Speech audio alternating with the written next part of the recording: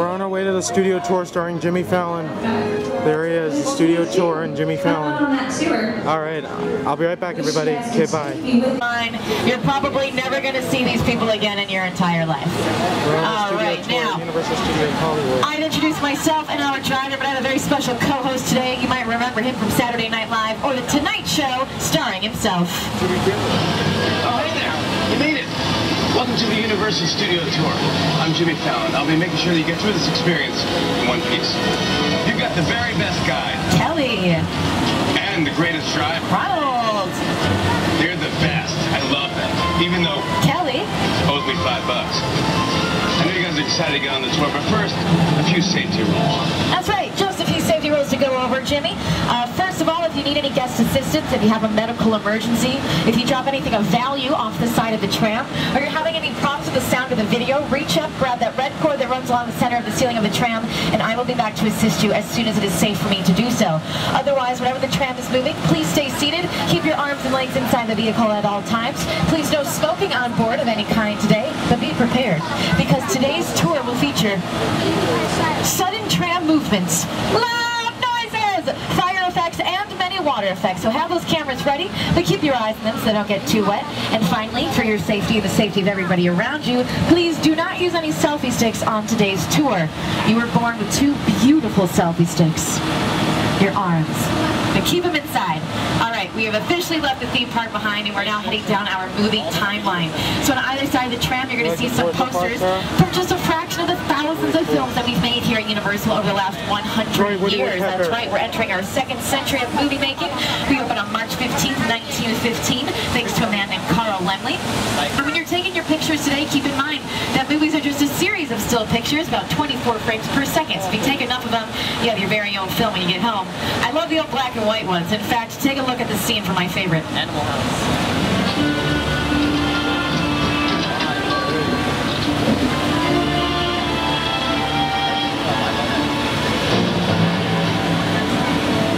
I have the room ready for you and Mrs. Barrington. Thank you, Will.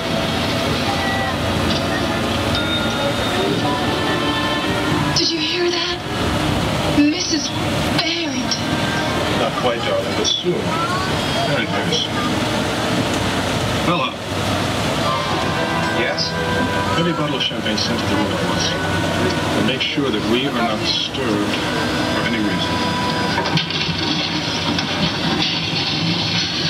Alright, played a little trick on you guys. Jimmy Fallon just filmed that inside of stage 20, one of our 28 sound stages we have here on the front lot. It gives you a great idea of what these look like on the inside, but what do they look like on the outside? Take a look on your left. You will see stage 12. It's currently home to NBC's hit singing competition, The Voice. Alicia Keys and Miley Cyrus are joining the coaching panel this year, and that's coming back in September. But don't worry, we've got a lot of familiar faces returning as well. Hi everybody, I'm Carson Daly from NBC's The Voice. I want to welcome you to the Universal Front Lot. Our show is filmed on stage 12. It happens to be the largest soundstage on the Universal lot. Take a look.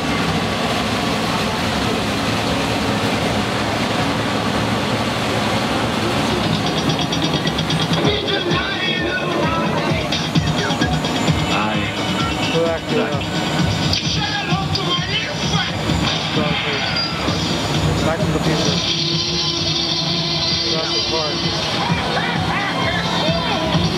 So all that was filmed right there in stage 12. You're about to see what it looks like completely empty. Boom. But these sound stages coming up are anything but empty. Take a look on your left-hand side. Some of these doors are open, so you might get a sneak peek.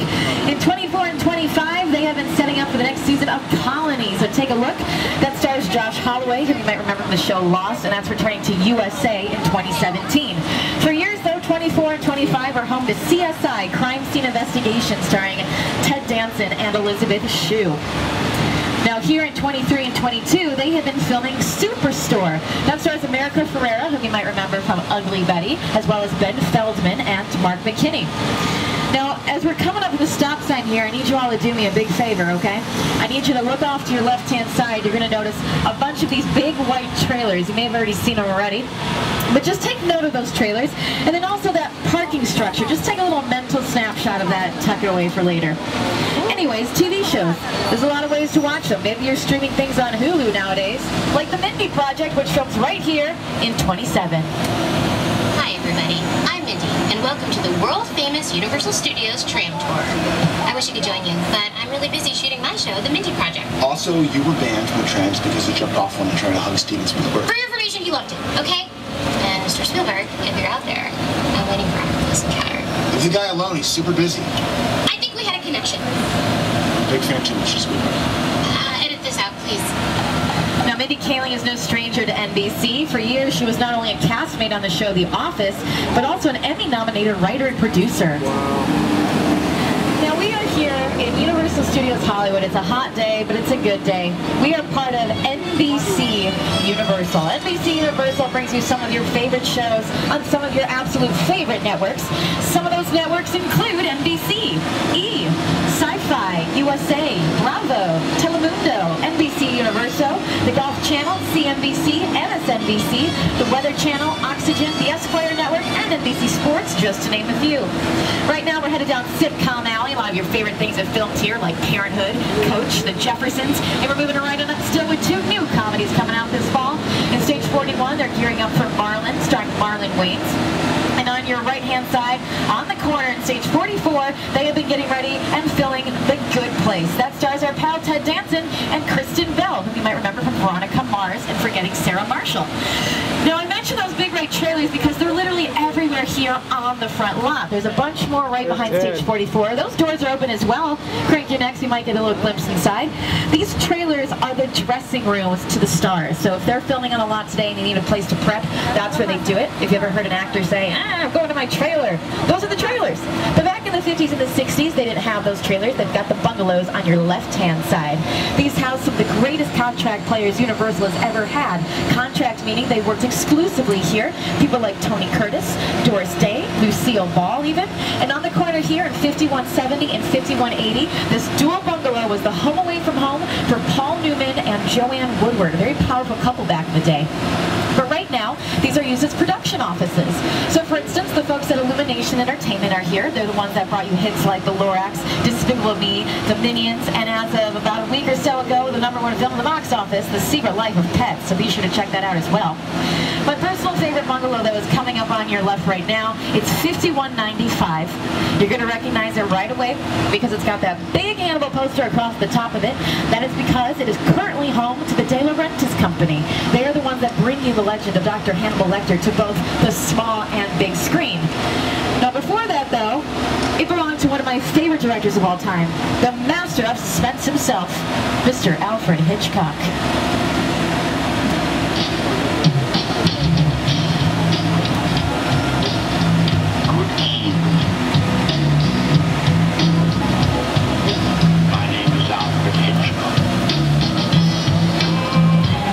We all go a little mad sometimes. I can see them coming. Now Hitchcock started making those cameos when he was just starting off as a director. He had a very limited budget at the time. He didn't have enough money to hire the extras to go in the scenes for them, so he hopped in and did it himself. Became a little bit of a calling card. He always tried to keep himself towards the beginning of the film though, as opposed to later on, because he wanted the audience to be paying attention to the story, not looking for him. Another reason why I love that bungalow so much is actually offered to another famous director we all know and love, but he turned it down. You said you could move into that office. I said, no, I can never be in Hitchcock's office. That should be a shrine, a museum. Very excited just to know that he was there and walk by and know he was in that office. Hitchcock has influenced every director. I saw Hitchcock once walking around the commissary. Hitchcock had his bungalow on the lot. I used to go see Alfred Hitchcock. I loved working with him. I highly respect him. He really understood fear and terror. Birds? That was a really scary movie. It was a scary movie, Meryl. It scared the pants off of me. Now we are headed into the back lot, you guys. This is where we film the big stuff. I'm talking about exterior scenes on a very large scale. A lot of what you're going to be seeing right here, this is what we call our metro sets, short for metropolitan because they can be really any major metropolitan city. A lot of what you're going to be seeing here are what we call facades.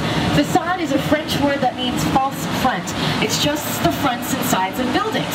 So as you're looking around, you see these, it's like, oh, these look real. They're not. Likely to go through one of these doors, if it's even a real door, there's going to be nothing back there. It's going to be just a little plywood room, or maybe you're going right out into another street right next to you. But speaking of streets, we are are just going to hit the road right here real quick. Roads? Where we're going, we don't need roads. Good point, Doc. We don't need roads. Welcome to Hill Valley, everybody. This, of course, is from the great series Back to the Future. Now, on your right-hand side, you are seeing the clock tower right there. It looks a little bit different than it did in the film itself because that clock tower became so recognizable after Back to the Future was released. So a lot of other productions, they put a facade right in front of it, which is there right now.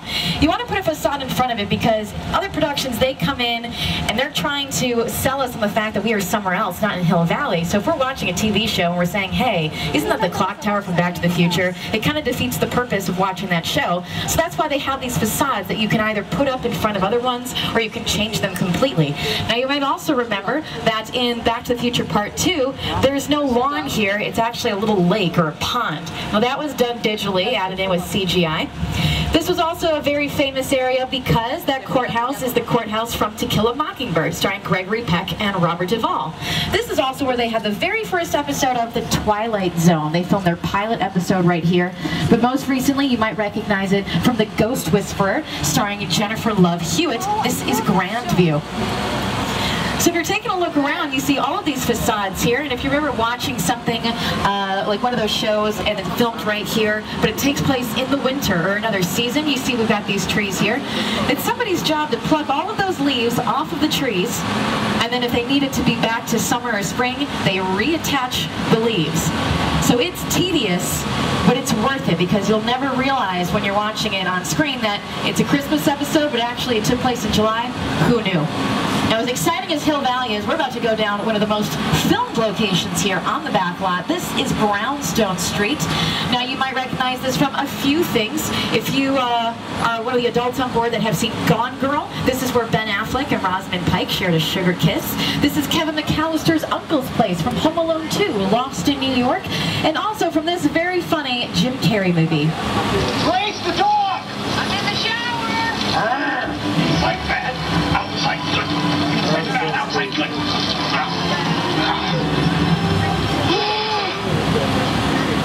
Oh, you're done now. Great.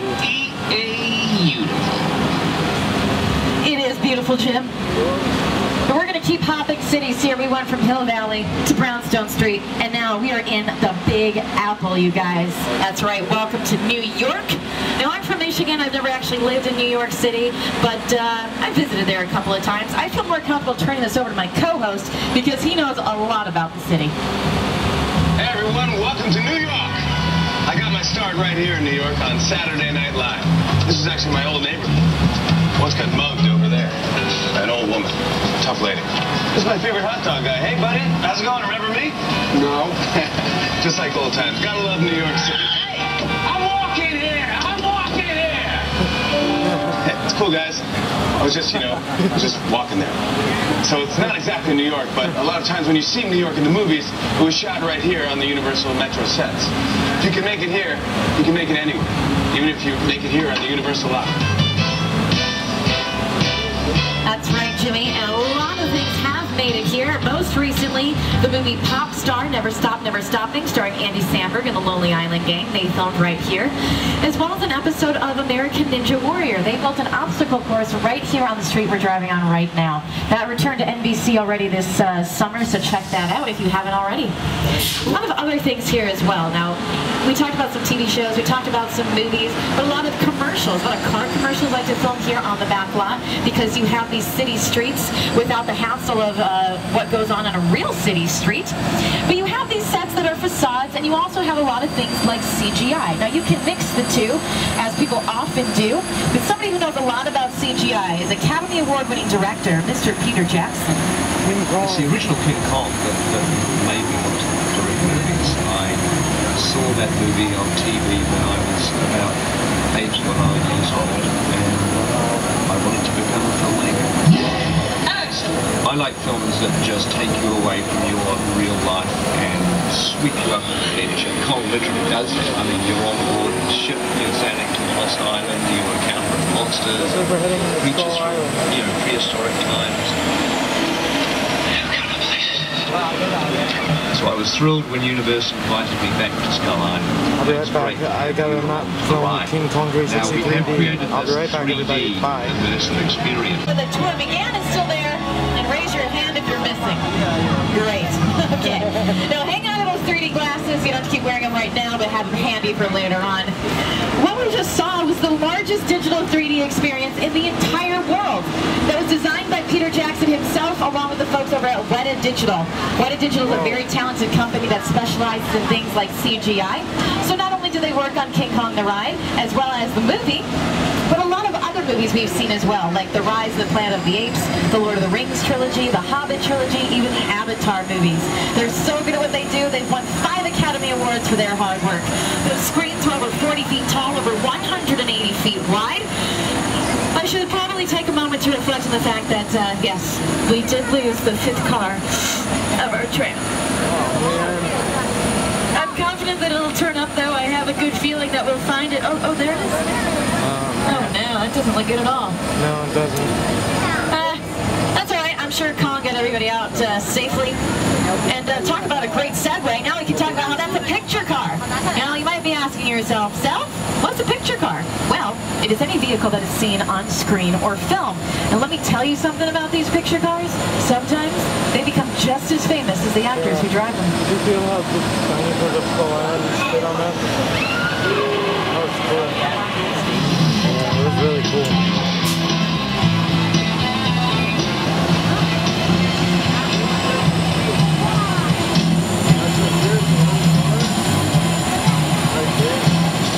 Everybody get your cameras ready, because on your left-hand side, we're going to pass our picture car gallery. Please stay seated as we do so.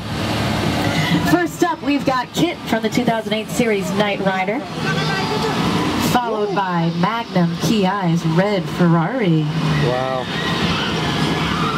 My personal favorite car is Biff's from Back to the Future. It's not as fast as the first 2, but don't poo-poo it. He hates that.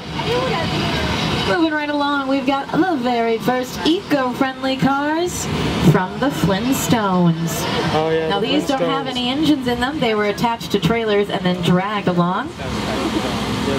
And we can't talk picture cars here at Universal without mentioning the Fast and the Furious, a few cars from that. Whoa. Speaking of, they are in production right now for Furious 8, the next film in the franchise.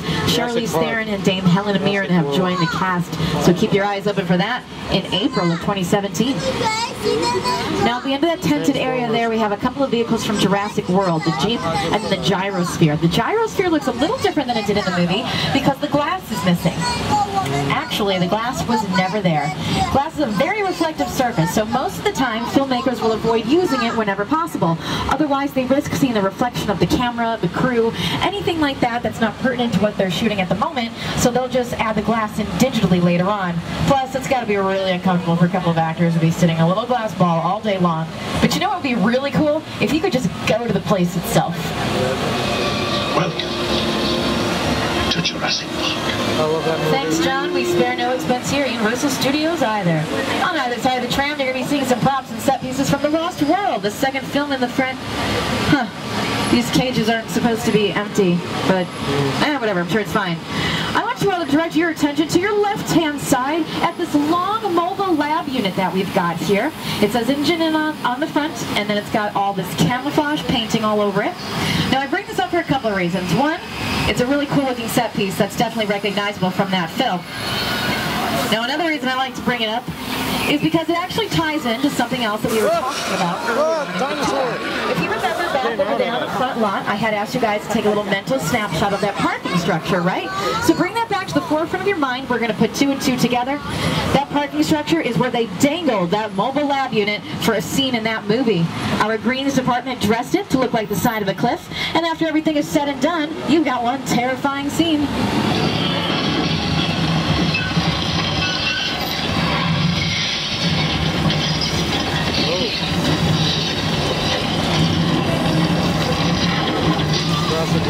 Jurassic Park, The Lost World. Ouch. Now, something that's cool about that scene, too, is that it's raining. A lot of filmmakers come here to Southern California to shoot stuff, but they must know we don't get a lot of rain here. Most days are like today, beautiful, bright, sunny, and way too hot. So how exactly do you go about filming something that needs rain? I'm no weather expert, I'm just a tour guide, but my good friend Al Roker from the Today Show, he is an expert. Al? Hi everybody, here's today's forecast for the Universal Backlot. It's going to be sunny and dry at 6 Points, Texas. I don't know. Expect snow Raining like heck on New York Street, and we've got a high chance of fog and precipitation for Skull Island, Amity Island, and Isla Nublar. Hey, Andy, I forecast for today. Now here's a look at what's going on. All right, well, that's us in Old Mexico. He's predicting a flash flood. Maybe he's right. I mean, it is raining after all. If you take a look up, you'll notice those overhead sprinklers. They're shooting water straight up into the air so that it then falls back down to earth naturally to look like real rain. Uh-oh. Something's gonna happen.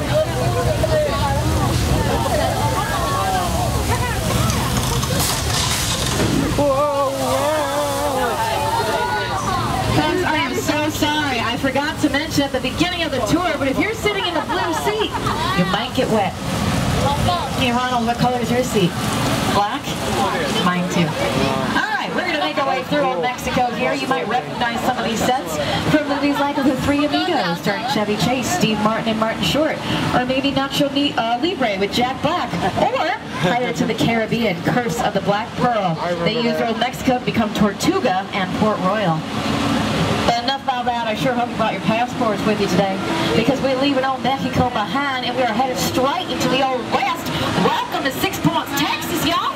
Now these are some of the oldest sets we have here on the back lot. Take a look around at these facades. We're going to be talking about these in a moment, but before we do, I must warn you that a lot of crazy stuff happens on these streets when people mosey down them.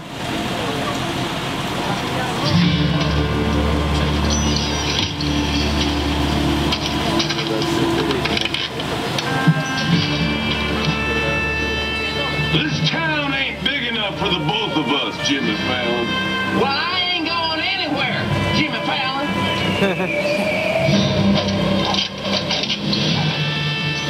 Now look here. Nice folks in this tram don't want no trouble. They just want to check out 6 Points, one of the oldest sets on the Universal lot. I hear this is where John Wayne and Jimmy Stewart shot a few of their westerns. That's right. That's where I aim to shoot you. Looks like we got ourselves a Mexican standoff. Lucky shot. Now what say you mount up and get out of town when the getting's good? All right. Well, I'll see you again, Fallon. Oh, you can count on it, Fallon. Again. This is the beginning of a beautiful friendship. We just have to talk it out, that's all. Just talk it out, nothing a little communication can't fix. So take a look around. Notice a lot of things on these Western sets. The brick, for instance, looks like real brick. Well, it is not brick at all. It is actually just foam rubber and fiberglass. Now, the reason it's just foam rubber and fiberglass is because, A, it's much safer to film with in terms of a lot of those Western films. You see cowboys always being thrown against brick walls and things of that nature. And it's much easier to build as well. A lot of things that are built here on the back lot, they're not necessarily built to last. Something that's just temporary for filming, although some of them do end up standing for decades and decades. Now, it's a really hot day out, right? How many people wish they could just go swimming right now? I know I do. If I were to go swimming, I would want to do it right here in this underwater tank. So it's coming up as we round this corner on your left-hand side. It's this big beige bowl, if you will. It's got that staircase going up top with the railing around it. That's our underwater tank. I like to call it the Hank Tank. And the reason I like to call it the Hank Tank is because Tom Hanks filmed a lot of great movies inside of there. So for instance, if you've ever seen the movie Dragnet, you might recognize it. That is where they filmed the scene where Dan Aykroyd and Tom Hanks are battling that giant snake. You have those hatches on outside.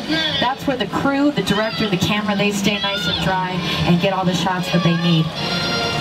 Now, in addition to that, the area around the underwater tank was made to look like the surface of the moon in Apollo 13. 1985, that's when I was born. So now we've seen a lot of examples of facades. We saw them on the back lot in the Metro sets. We saw them right over here on the Western sets. And then we've got this underwater tank here as well. So you don't actually have to have a quote-unquote set to film somewhere, right? You can film exactly where we are right now. If you take a look at this little patch of grass right here, that's Central Park, everybody. I know, it's a little underwhelming, right? Just kidding. It's Central Park, or Griffith Park, or Gorky Park in Moscow, whatever park the filmmakers needed to be. So let me explain how that works. We got some benches over there already. You can add in some picnic tables, different benches, anything like that that you need in your park for the production. You have the actors film their scenes there. You make sure that they're dressed in the appropriate wardrobe, and you shoot the scene right here. And it's all about camera angles, so as long as it's angled properly and you're not seeing the Western sets in the background, or the underwater tank, or the metro sets that are right behind us, as long as the camera doesn't see it, the audience is going to be none the wiser. A lot of times what they would do is they'll have an establishing shot before they'll show us the scene that was filmed on this patch of grass. Now, an establishing shot is, for instance, if you ever watched a movie or a television show, say it takes place in New York City, you have a helicopter filming overhead Central Park, so you're looking down on it. That lets us know, hey, you guys, this next scene is going to take place in Central Park. We're in New York City. And then they'll immediately cut to a scene that was filmed here on this grass. So that overhead shot was the establishing shot, and then our minds, we put two and two together and say, all right, we got to believe now that that grass is Central Park. Now, it's not just that can go into it. There's so many things in terms of the production design that are crucial in terms of letting the audience know where we are, when we are. So we will go all around the metro sets, for instance. They filmed a whole bunch of stuff there in these Western sets. They're very specific in terms of the time period. Now, it's the job of the production designer and the art designer to make sure that everything is going to be coherent throughout the film, that everything makes sense. And sometimes there's a lot of films that take place in a location that doesn't exist in the real world. Everything has to be created from scratch. So that is the art direction. And it's very interesting to see all the stuff that they can do. Now, Bedrock is not a place that exists, but we believe it because of the great work that the designers do in pre-production. Those pyramids are not real, but that Sphinx is. So you can mix practical sets as well as the CGI. Mummy Tomb of the Dragon Emperor. Ancient Rome, none of that is real at all. All of that is CGI, except for the actors that are sitting in front of a green screen.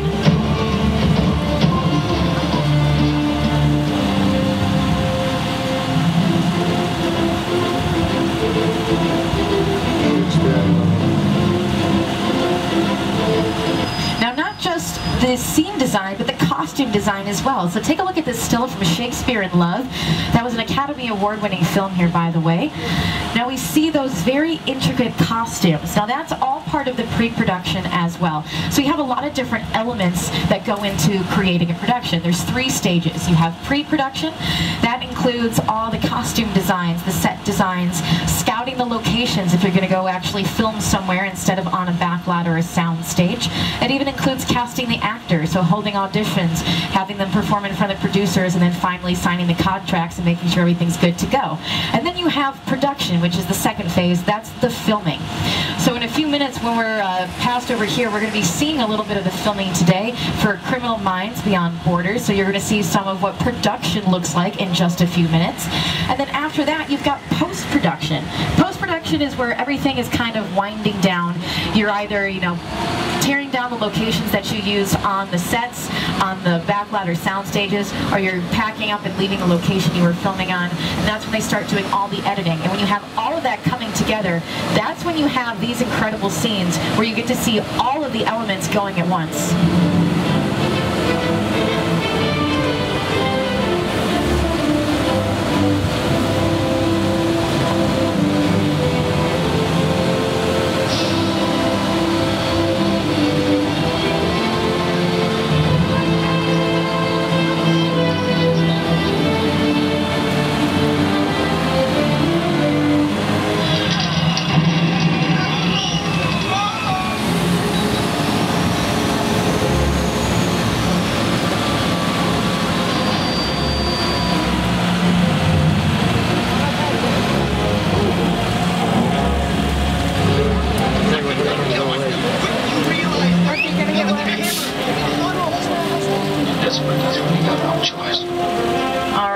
We got something really interesting coming up here in just a few moments. First of all, if there's anything on the floor of the tram that you would prefer not getting wet, this is a great time to pick those things up and set them on your laps, because we're going to be passing through the Red Sea here. You're going to take a look off to your left-hand side. You're going to see something that's called a model scale miniature. It's one of the oldest tricks in the Hollywood book. Peter Jackson used this in King Kong in addition to CGI. Now I want to let you know this ahead of time, because as soon as we are out of the Red Sea here, we're starting to go into that quiet zone for Criminal Minds where I have to go off of the mic. So I want to set you guys up, let you know what you're about to see. If you line up your cameras the right way on your left, you're going to see something very similar to what Peter Jackson saw. So I'm going to take off from here. When I am clear to get back on the mic, I will be rejoining you. But take a look around, enjoy what you see. Who knows who you might see. I'll see you on the other side.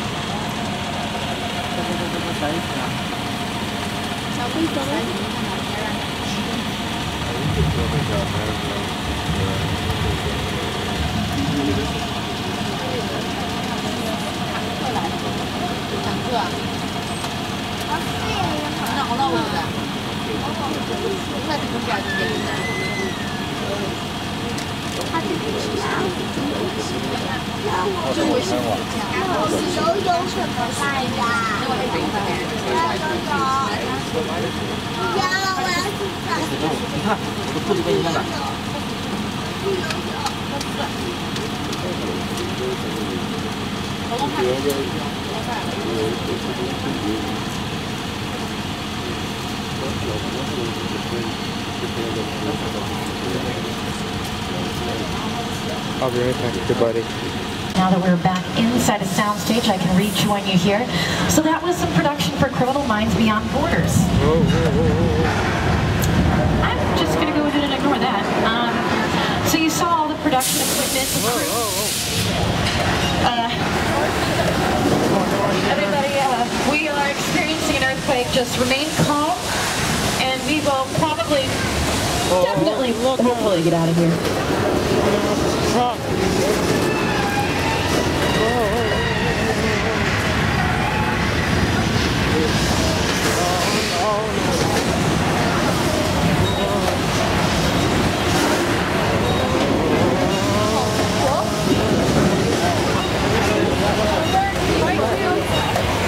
Uh-oh, fire! I know, I saw that. Where's an earthquake?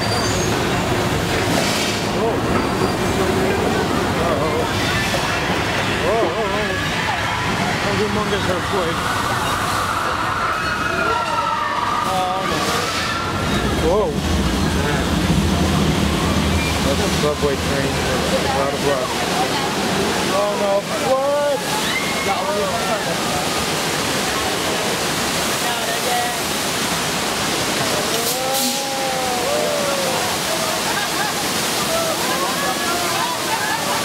Ladies and gentlemen, give yourselves a big round of applause.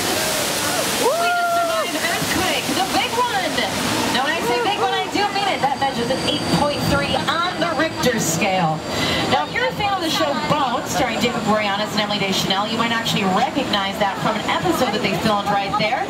And not only that, they even used some of those exact effects you and I just saw.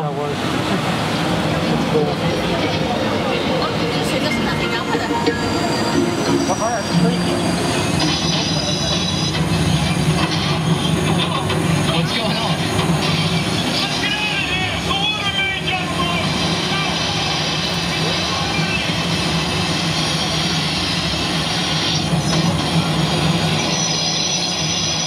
Hey, look, we're on Amity Island. With all that water, I wish that we would have gotten a little more wet. Tell you what, let's go to the beach. Let's go to Amity Island. Perhaps you've heard of it. Jaws. Yeah, now, one problem they had one time was a little shark thing, but not anymore. They caught the guy, as you can see. Plus, my very good friend George, he is in the Amity Police Force. He's making sure the harbor is safe for us and that we're not going to be in any danger. There he is. Hey, George. George, look out. George, buddy. George, you and I are having dinner tonight, right? George?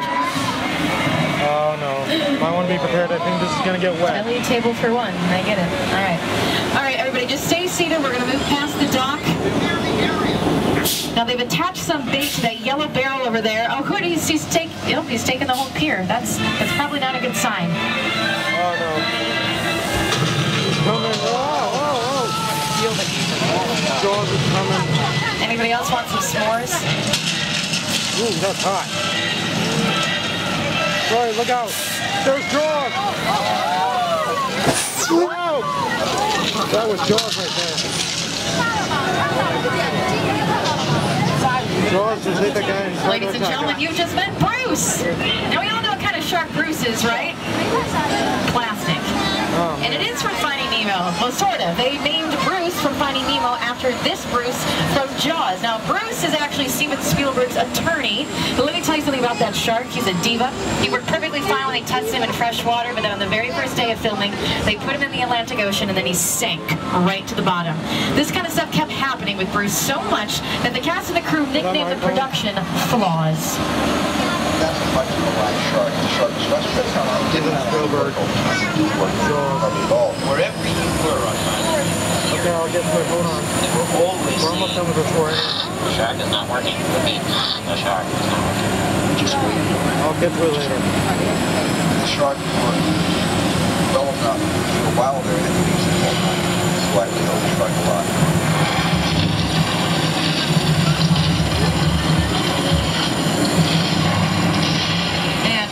First a flood, then an earthquake, then a shark attack. Let's just calm it down, take around some neighborhoods where nothing bad could possibly happen.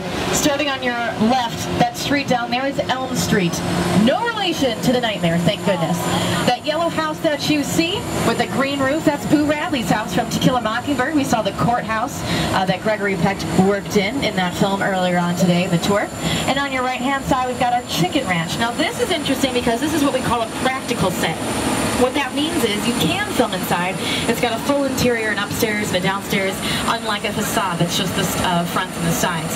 Now, you might recognize the Chicken Ranch from that Dolly Parton movie, The Best Little Whorehouse in Texas. And on the other side, you're going to see a facade that was actually used in the TV show About a Boy, starring Minnie Driver. It gives you a very clear idea as to what these two different set pieces look like. Practical sets are great for producers because they can film in there instead of going to a sound stage. You gotta be kidding me. Guys, I'm so sorry. There's a car on your left coming up that's not supposed to be here. I have to call it into security. Hang on. This is security. What's going on, Studio Tour? Yeah, we just left the Chicken Ranch. There's a black 1970 Dodge Charger. There's no plates. It's not an authorized spot. I'm in the middle of the tour, kind of, you know. Tour. I'll send someone down to check it out ASAP. ASAP. You know, he says that. It's probably going to take him forever to get back to us. Studio Tour. Looks like we might have an issue. That was fast. I'm patching you into Agent Novak from the FBI. FBI? I'm sorry to interrupt your fun, but we've got video surveillance on that Charger you all saw. We ran it through the system, and the driver has been positively identified as Dominic Toretto. I've been tracking this guy for a while. He's a hardened criminal. He's likely armed, and he is definitely dangerous. My men and I are on our way to apprehend him right now. If you see him... Be a hero? Don't be a hero. Don't engage him. Just keep a safe distance and report any further sightings to studio security immediately. We'll handle it from there. Novak, whatever you say. Now, what were we talking about? Right, homes and stuff. Now, the Chicken Ranch, more or less, is a pretty normal-looking home, but sometimes a script calls for something that is way more imaginative. How the Grinch Stole Christmas. Hey, got it, sweetie!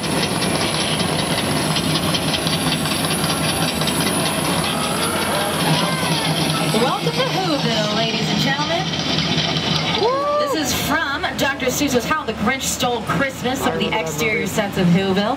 This was the largest production to ever film here on the Universal lot. They used 11 of the 28 sound stages we got on the front lot. Huge portions of the back lot, so big in fact, it took about 9 football fields worth of fake snow to cover everything. And about 2,000 candy canes. That's a lot of cavities, you guys. It's so many cavities.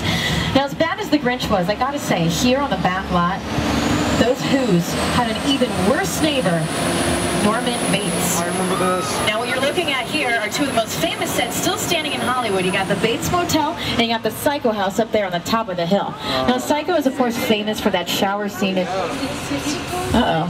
Who's that? Oh, my gosh. You guys, that's Norman Bates. He really gives me the creeps. I can't really put my finger on it, but something about him just really rubs me the wrong way. Oh, no. Oh, no. That's it. That's the thing right there. Okay, you guys, he hasn't noticed us yet, so just do not make eye contact. Oh, man. Oh, no. Oh, no, Let's check out the Bates Motel, shall we? Let's get out of here. Norman looks like he's about to go a little mad. But then again, we all go a little mad sometimes. Haven't you? So as I was saying, Psycho is famous for that shower scene. The blood in the film was chocolate syrup. The color didn't matter since it was a black and white movie and the syrup had the right consistency to look like blood on camera. And that scene has about 70 different camera cuts, none of which do you ever see the knife touching Janet Leigh's skin. But it's still very terrifying. But is it as terrifying as this? War of the Worlds. I present the spectacular crash site from Steven Spielberg's War of the Worlds. Now looking around here, you might notice that plane and you might ask yourself, Self, is that a real plane? Yes, it is. That's an actual 747, purchased for about $60,000 from a junkyard, but it cost over $200,000 to ship it here. That's always how they get you, folks. It's always the shipping.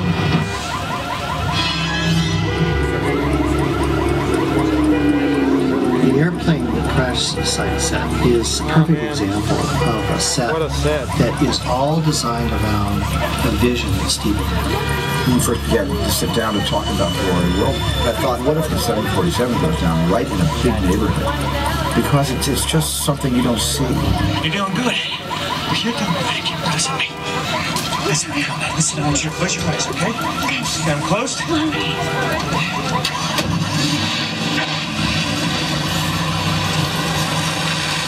Robbie, get in. Come on, boys.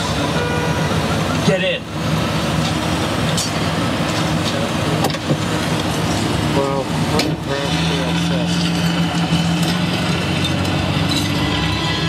now, some of you might know that this was actually a radio play a long time ago. It was very terrifying to the people who... This might be more serious than I thought. Wait, what? What just happened? Whoa, This is a secure line. What's going on? Hello? I'll tell you who I am, boy. I'm the reason bad guys use a nightlight.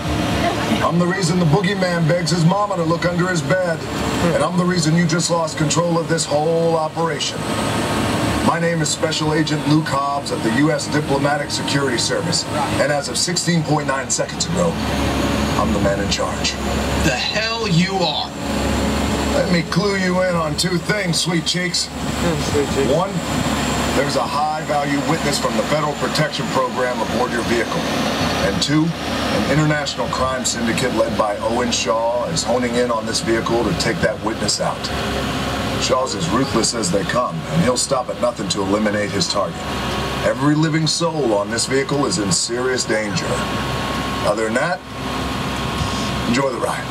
This is not your jurisdiction. It is now, stink pickle. I'm so tired of you state guys stepping in just whenever you feel like. Mute him. That's a great idea. Don't you... Bye. That's better. We're moving your vehicle to a safe location until we have the situation under control. Until then, I want everybody to stay calm. Enjoy the ride. I'm taking care of business. Hobbs out. All right, well, that Novak guy won't give up. I muted him, but he just sent me something over here, some files from the FBI. I guess we should just take a look. This is Agent Novak with an FBI alert about individuals who are not authorized to be involved in the witness protection operation I'm heading up with my FBI team. Be on alert for Dominic Toretto, an ex-convict who has broken laws throughout the U.S. and around the world. Despite his checkered past, Toretto and his crew were recruited by Agent Luke Hobbs to assist U.S. diplomatic security missions and was granted a pardon for the crimes he committed.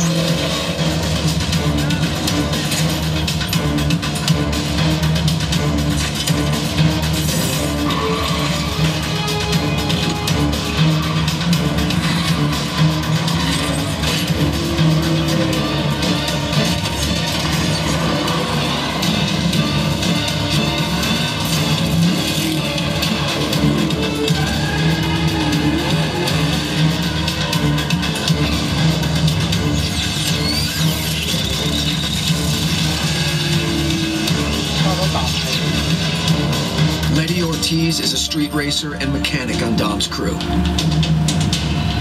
She's particularly vicious when protecting Dom.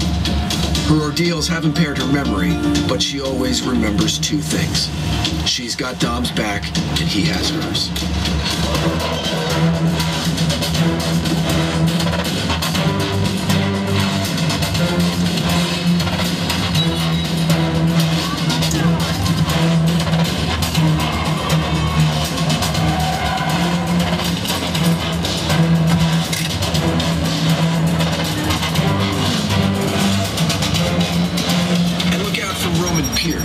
Another valued member of Dom's crew. He's an ex-con and a street racer who's into fast cars and beautiful women. Not necessarily in that order.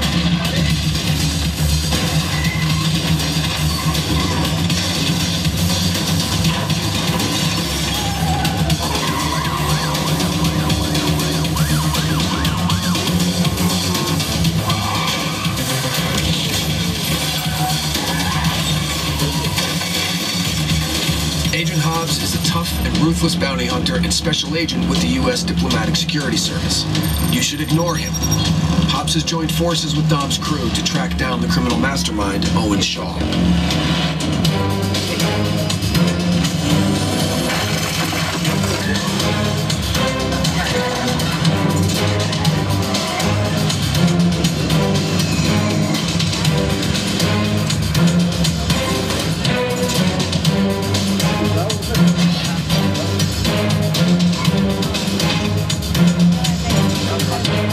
The person you should be most on your guard against is Owen Shaw, a vicious and unpredictable criminal mastermind. He was a major in British Special Ops before embarking on a series of ruthless international crime heists.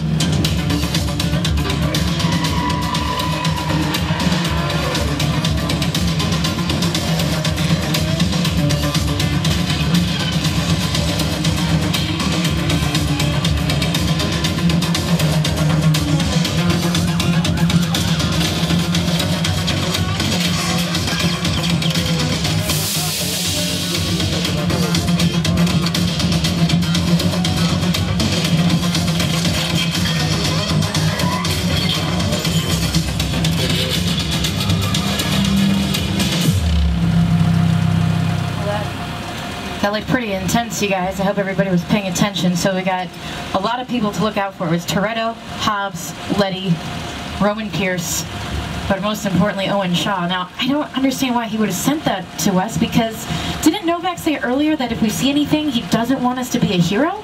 So I'm a little confused, but you know what? He's silly. Forget all that. I want to be a hero. I really do. I want to be like these guys.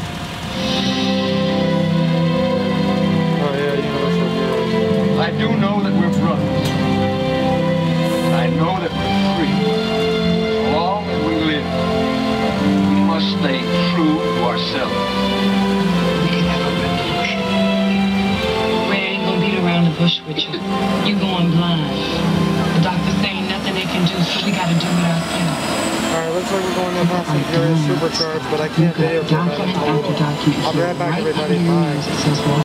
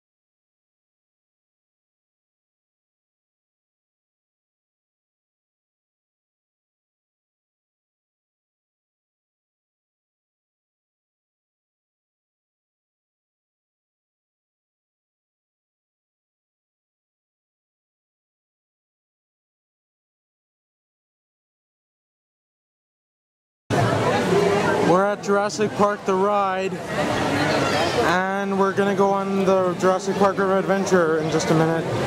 Okay, I'll be right back to show you. Okay, bye. We're on Jurassic Park the ride, everybody.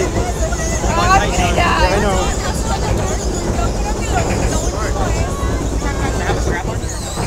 I don't think so. Okay. The ever-flowing river.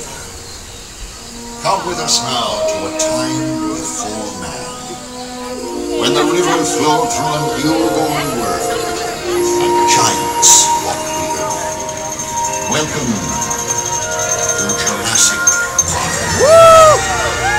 Woo-hoo! Jesus Christ!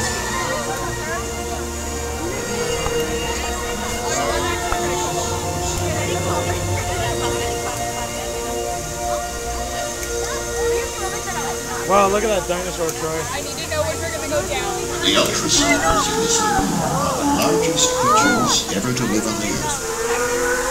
Despite their awesome size, these gentle giants pose no threat to us.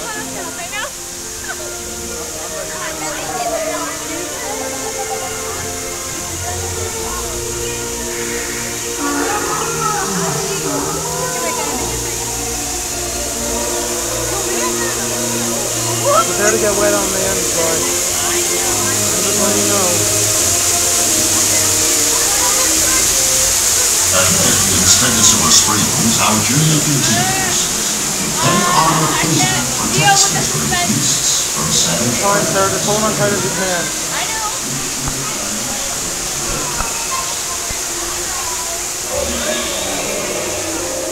Stegosaurus.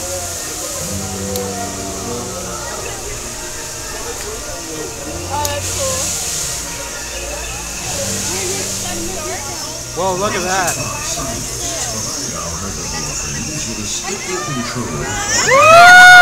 Ensuring healthy growth and balance of our ecosystem. Right, look at that. They're fighting over a Jurassic Park popcorn bucket. That's cool. That was cool. Unlike the vicious carnivores in the compounds of our left, here are dinosaur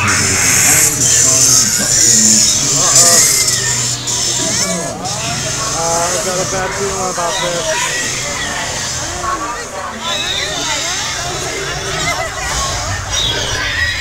Whoa. I'll let you know. It's when the T-Rex comes. Whoa. Oh, you remember that car that fell off of the movie? Yeah. Well, here it is. Okay, I know what it is. I know, we're going up. Oh, wait, it's stopped. Oh, Troy, look over there. Woo! Woo!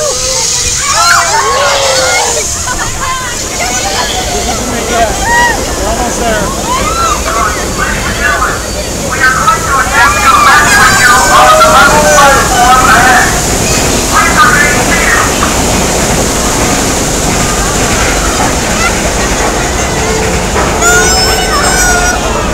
Troy, look, a raptor. Over there somewhere. Troy, look. Look up there.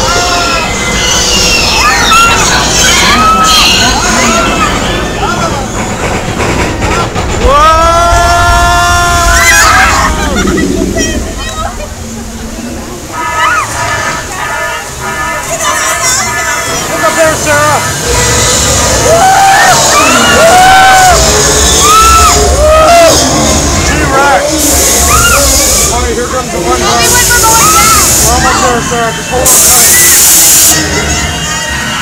Whoa! So the other hat. The other hat. Alright, here it comes. Look up.